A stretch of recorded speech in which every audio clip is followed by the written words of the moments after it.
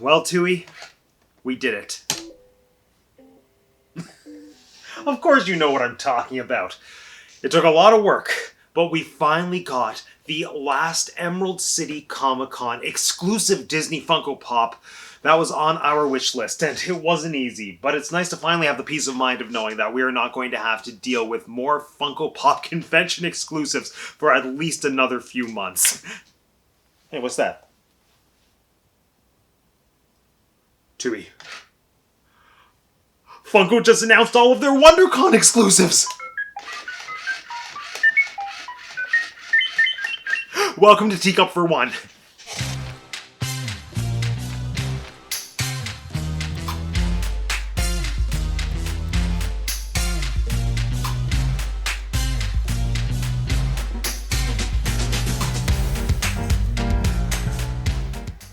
My name is Matt, and I have 2 degrees. Friends, if you've been watching the channel for a while, you know that I am an avid Funko Pop collector, specifically an avid Disney Funko Pop collector. Well, you might as well spin me around 360 degrees because things have finally come full circle. Funko has just announced their 2021 WonderCon exclusive Funko Pops. It was around this time last year that I feel like I graduated from a casual Funko Pop collector to like whatever the next level up is of a Funko Pop collector. I don't want to say a problematic Funko Pop collector, but like an enthusiastic Funko Pop collector. Because last year at this time, when Funko announced their WonderCon exclusives, one of the items that caught my eye right away was this little guy, the Cheshire Cat at the Mad Tea Party. Now, this was a year ago. I was younger. I was more naive. I hadn't lived through a 1-year Panzerotti yet. So I just saw this cat announced on Funko's Instagram and thought, that is an amazing figure. I need him for my collection. I can't wait to go pick him up at my local EB Games or insert other pop retailer here. But what an idiot I was. Little did I know how much time, effort, and planning it takes to actually add these convention exclusives to your collection. Fast forward a few months, this cat was totally sold out, like within seconds of his release. I had to buy him off of eBay for like 5 times his original price, and it's a good thing I bought him when I did because as of now, his going rate on eBay is like $700 US, so the moral of the story is that if there's a convention-exclusive Funko Pop announced that you know you want in your collection, or if there's a convention Funko Pop announced that you even suspect there's a slight chance you might possibly one day want to join your collection, you buy that convention-exclusive Funko Pop the second it drops online. Now you're probably thinking to yourself, Matt, what intuitive, obvious advice. You're very intelligent and handsome. Well, thank you. But aren't those convention-exclusive Funko Pops going to sell out within minutes, if not seconds, of being released online? All valid questions, all excellent concerns. Now, first and foremost, in a lot of cases, these convention-exclusive Funko Pops are going to have shared retailers that you can purchase from, like Hot Topic, Amazon, Toys R Us. However, there is a chance that you could also win the Funko Lottery.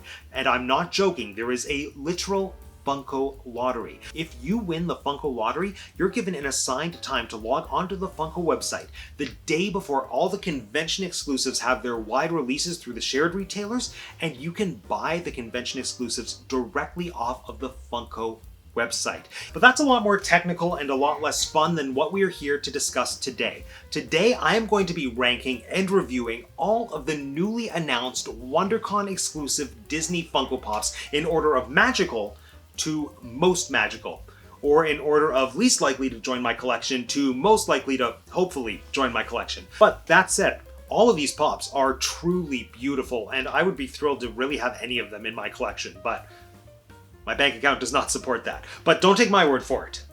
Let's review the pops. Let's get poppin'. Let's get poppin'. Oh, I'm funny. Number 6, Miguel from Coco. Now, Miguel is going to be a shared exclusive with Toys R Us, at least here in Canada. And the thing that's really fun about Miguel is that he's not a Funko Pop, he's a Funko Soda. For anyone unfamiliar with the difference, Funko Pops are just one line of collectible figures that Funko produces. But over the last year, Funko Soda figures have really gained a lot of popularity, and I think they're a ton of fun. I only have one in my collection so far. This is the Jack Nicholson Joker from the Tim Burton Batman movies. This was actually a gift from my cousin John. Thank you, John. And what I really love about Funko Soda figures is the packaging. Like when it comes to Funko Pops, there's this ongoing debate of do I keep them in the box or do I take them out of the box? Do I keep the box? Do I throw the box away? And there's no right or wrong answer there. But with Funko Soda figures, the packaging is part of the collectible figure overall because they all come in these really cool retro looking soda cans. They all have the picture of the character on the front. Then, whoop, you pop off the top. The figure lives inside. It's so cute.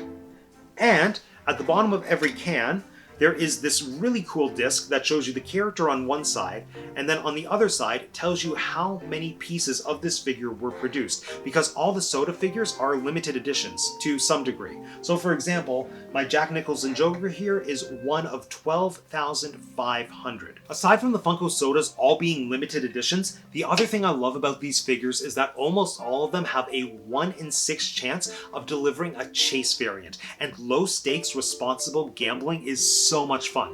With Miguel, the chase variant is him in his skeleton look from when he's in the Land of the Dead. Miguel is cool. I just don't think his character translates to soda figure nearly as well as he translates to pop figure. Because with soda figures, they all have this very elongated linear design to them, kind of like they've been squeezed through that pipe in the Chocolate River in Willy Wonka's Chocolate Factory, and Miguel is a shorter, rounder character in general, so I think he translates to Funko Pop better than Funko Soda, but I will say I love the relationship between the common figure and the chase figure when it comes to the Miguel Soda. Look at that, he's a skeleton and then he's not a skeleton, it's great. Number 5. Yzma and Kronk. And I know this might be controversial because I'm pretty sure that these figures are going to be number 1 on a lot of collectors' lists. But this just goes to show how strong the lineup of WonderCon Funko figures actually is. Like Miguel, Yzma and Kronk are going to be shared exclusives with Toys R Us here in Canada. And their design is beautiful. I just think overall the character design from Emperor's New Groove lends itself to Funko Pops really well. Like just look at the angular beauty of their lab coats and the hilarious detail in their faces. And I love Yzma's little scheming hands and Kronk holding the potion bottle. If anyone's familiar with the Yzma as Cat Funko Pop figure that was released a few months ago, she was also holding a potion bottle and the detail in that figure was perfect. So I think we can expect to see a similarly impressive little potion bottle on the Kronk figure. Truthfully, the only reason that these two aren't ranking higher on my list is just because The Emperor's New Groove isn't one of my personal favorite Disney movies. I think it's hilarious, I love watching it, but like I said, it takes a lot of time, effort, and planning to get these convention pops, and because it's a 2-pack, it's going to be a little bit more expensive, so it's just not a high priority for me personally, but I think the figures are beautiful and they're a must for any Disney collector or any Emperor's New Groove fan. Number 4, we've got another soda figure, the Rocketeer. It's your favorite. It's everyone's favorite. It's the Rocketeer. Just kidding. I know, not very many people have actually heard of this movie. It has a very small but mighty fan base. This movie came out in 1991 and it really didn't do that well. But everyone who was young enough to see it when it did come out has grown up loving it. So that's the generation of people that are just a couple years older than me. The Rocketeer is based on a comic book from the 80s about a Hollywood stuntman back in the 1930s who gets a rocket pack and uses it to become a masked mechanical superhero. So think of it like a steampunk low-budget Iron Man. It was one of the first movies I watched when I first got Disney Plus, and it was fun. It was cute. I think it's a movie that really has to be part of your childhood to truly appreciate it, but I did really enjoy the overall production design and that retro pastiche look that was just running through the whole film. And lucky for us, that pastiche look is exactly what this soda figure is embodying. I mean, look at it. It's the Rocketeer. Look at that helmet. This figure is a limited edition of 3,000, so I think it's safe to say that it's going to end up being the hot ticket item out of all the WonderCon exclusives, Disney or not. If I end up seeing it in store at Toys R Us, I'm 100% going to get it. But it's not a super high priority because, again, I'm not part of the Rocketeer fandom, but I will say what I love about this figure is how it just embodies everything I love about Funko in general. It's a collectible figure that's celebrating a very niche piece of fandom. And as you'll see, that's a running theme with my top 3 WonderCon exclusive Disney Pops that I actively want to add to my collection. Which brings me to number 3, Madame Mim as a pig. The reason this is extra exciting is because this is the very first character from The Sword in the Stone to get a Funko Pop. And I don't think we live in a world where the Sword in the Stone Funko Pop line starts and ends with Madame Mim as a pig. So to me, this is not just Madame Mim as a pig. This is an indication that somewhere, sometime soon, we can expect to see Funko Pops of Arthur and Merlin, hopefully in various forms. Because remember, Arthur turns into a squirrel, Merlin turns into a whole slew of things. Like, the possibilities, the pop-sibilities are endless. It's been years since I've seen Sword in the Stone, and like Emperor's New Groove, it's a movie that I love and appreciate. It's just not a favorite that I rewatch all the time. But the one scene that I distinctly remember is the wizard's duel between Merlin and Madame Mim. And it's a scene that was basically designed specifically for Funko Pops, because Merlin and Mim turn into a slew of different animals. Dragons, snakes, giant cats, mice, a viral infection, which really did not age well. But regardless, I would love to see an entire pop line dedicated to all the different physical forms that Merlin and Mim take in that scene. And I think I speak for all Disney fans when I also say, Funko, please make Bermuda Merlin. Number 2, Donald Duck from the Three Musketeers, aka a direct-to-DVD movie that came out in 2004. There are so many things I love about this pop, not least of which is the fact that it's just a Donald Duck Funko Pop. Donald Duck Funko Pops are notoriously difficult to come by, which really makes no sense. Like, it's so easy to get Funko Pops of the less prolific Disney ducks. Like, you could just walk into almost any Funko Pop retailer and just find a DuckTales Funko Pop. But Donald Duck Funko Pops always seem to be Funko Shop exclusives or convention exclusives. For example, there you go. Donald is going to be a shared retail exclusive with Amazon, and what I love about it is that it's Donald Duck from the Three Musketeers. Mickey, Donald, and Goofy in the Three Musketeers is a hidden gem. I've spoken on the channel before about how Mickey and the Fab Five are kind of like the Kardashians of Disney. They're famous for being famous instead of being famous for their work.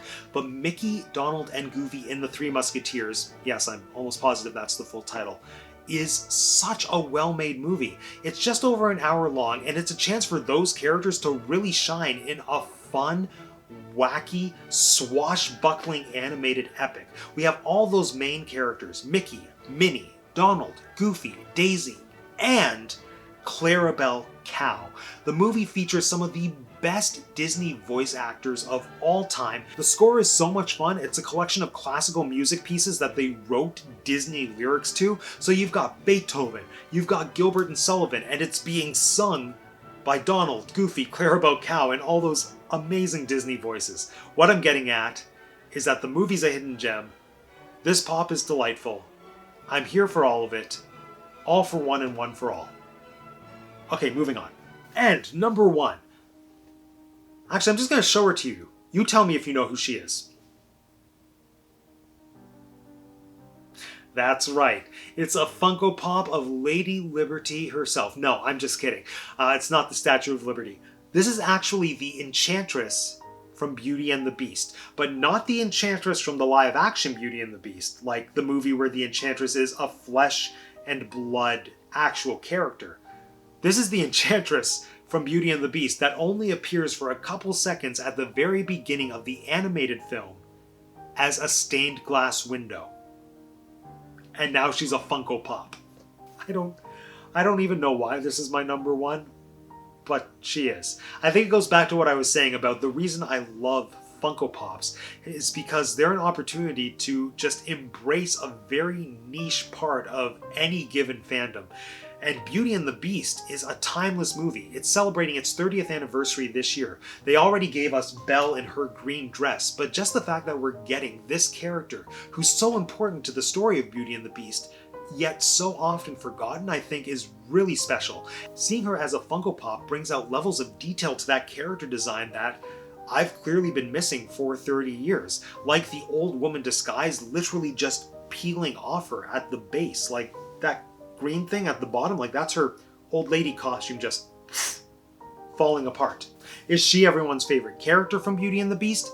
No. Does the pop look like the Statue of Liberty? A little bit, but it goes back to everything I've been saying in this video about the evil, genius, magical thing about Funko.